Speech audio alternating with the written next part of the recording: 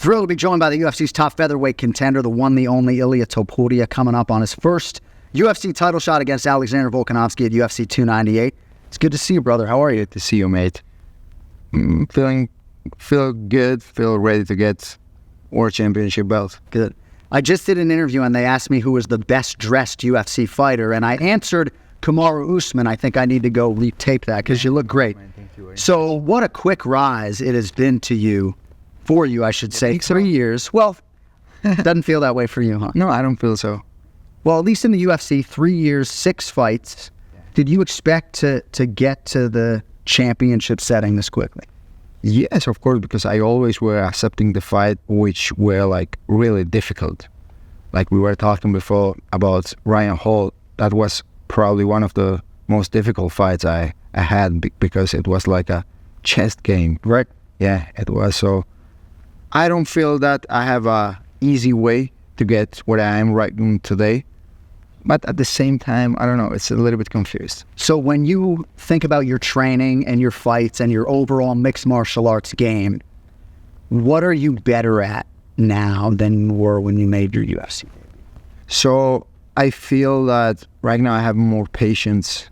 I have more experience inside the cage. Before I were like looking more for the knockout, for the submission. Now I have the patience to wait for that moment, you know. So in terms of your preparation for Alexander Volkanovski specifically, how long has he been on your radar? How long have you been, at least in thought, thinking about game planning and strategizing for Volk? So since the first day he became a world champion, he was in my mind. I always were thinking on him because I always knew where my real goal was, you know, and who was the main guy in the division. So he was always in my mind, and I always were training like one day I'm gonna face him because the whole way I'm passing right now gonna drive me to him.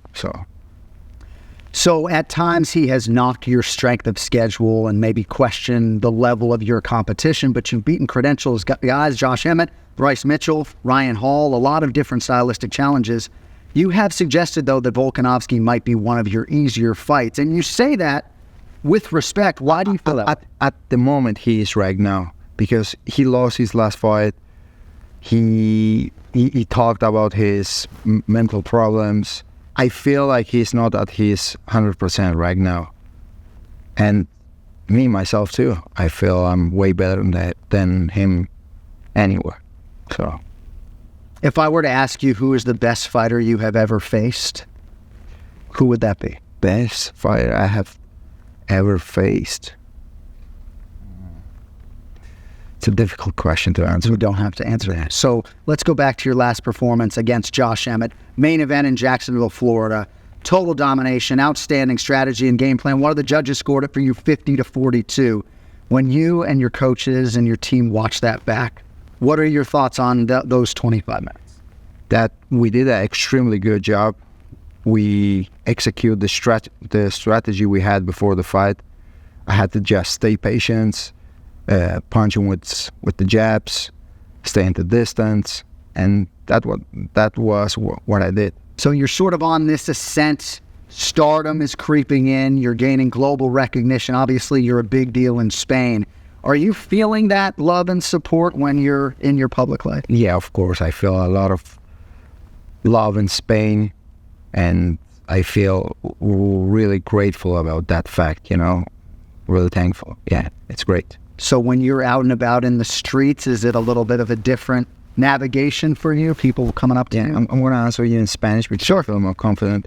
So, obviamente, creció el nivel de la afición de la gente, pero lo que más me gusta no es un fanatismo de wow, viene uno y ni siquiera es como siento pasión.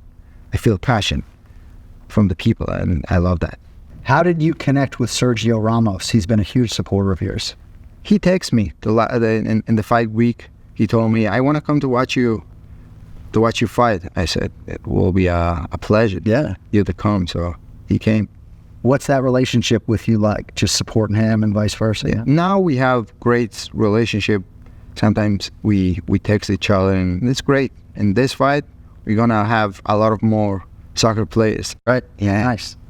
All right, so my next question might be hard for you to answer. So Dana White has said, and he's pretty bullish about trying to bring the UFC to Spain. Yeah.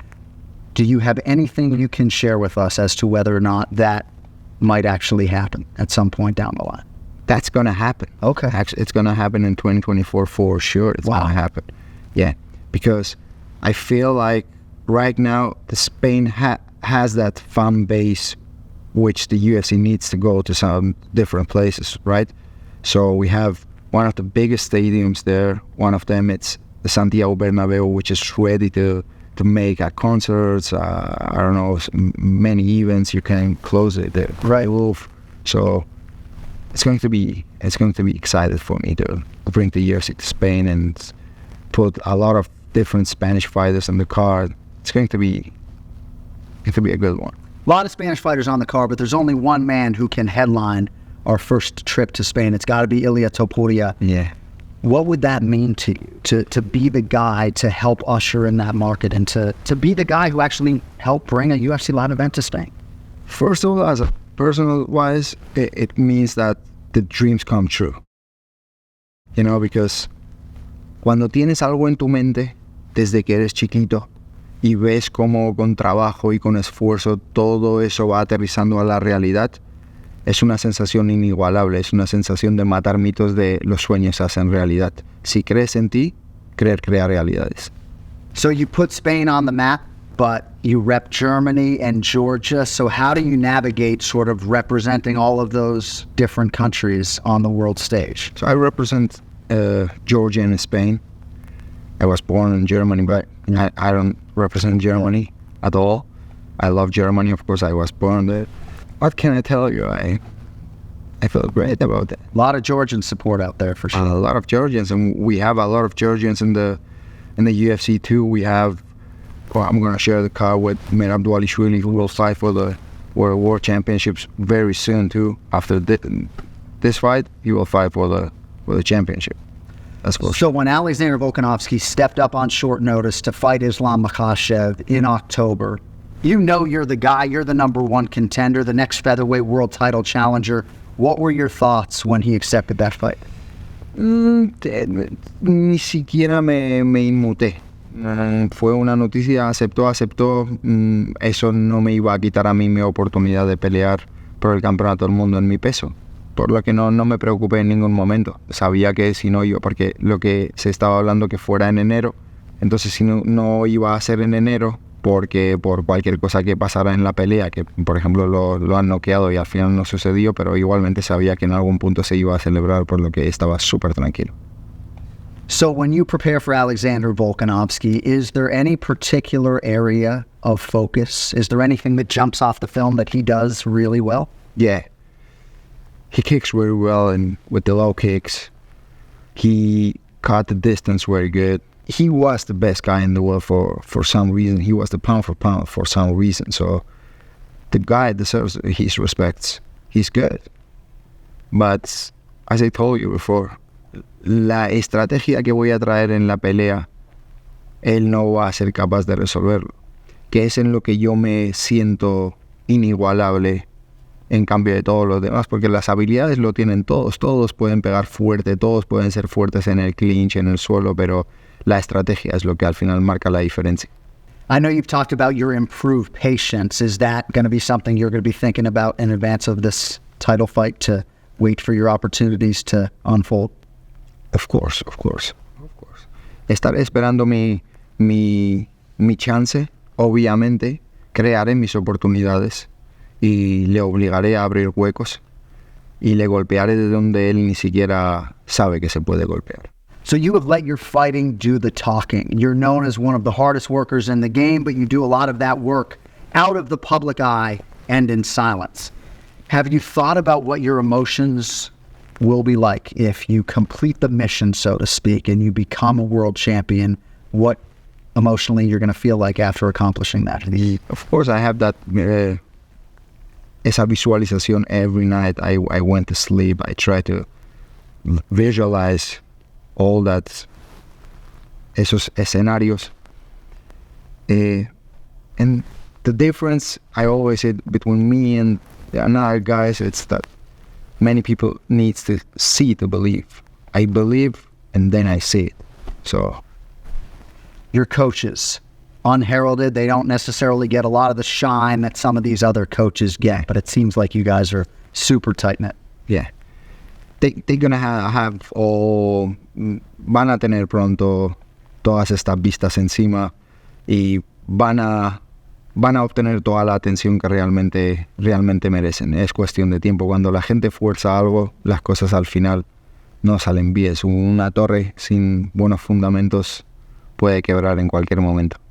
Some fans were surprised that Alexander Volkanovski took this fight this quickly because most people see you as his most dangerous threat in this featherweight division. I'd imagine you give him credit for turning around here quickly, but were you surprised? Not at all. Not because he, as I told you before, he was talking about his mental strain problems and all that. He said something like, if I'm not in training camps, I feel like, como dijo, he had depressed, all that, so I was not surprised about the fact that he accepted the fight with me so quick. All right, so your brother Alexander, this is very exciting, 5-1 as a professional, competes in the bantamweight division. He's been signed by the UFC. I'm sure you expected this to happen, but it's pretty exciting. He will become a UFC world champion too. He's very good, very talented. He's good everywhere, at the ground and wrestling and striking. Very good style. They're gonna enjoy with his style. Do you corner him or no? I will corner him. Yeah, and he's cornering me all the time. How soon might we see him in the octagon? After my fight, like really soon, maybe in 1 month after my fight, something like that. Yeah, he's ready. He's ready. Trust me. And so are you. Ilia Topuria fights Alexander Volkanovski at UFC 298, Honda Center, Anaheim, California in February. Congratulations on earning this title fight. We wish you all the best on the 17th fight. Thank you. Ilia Topuria, ladies and gentlemen.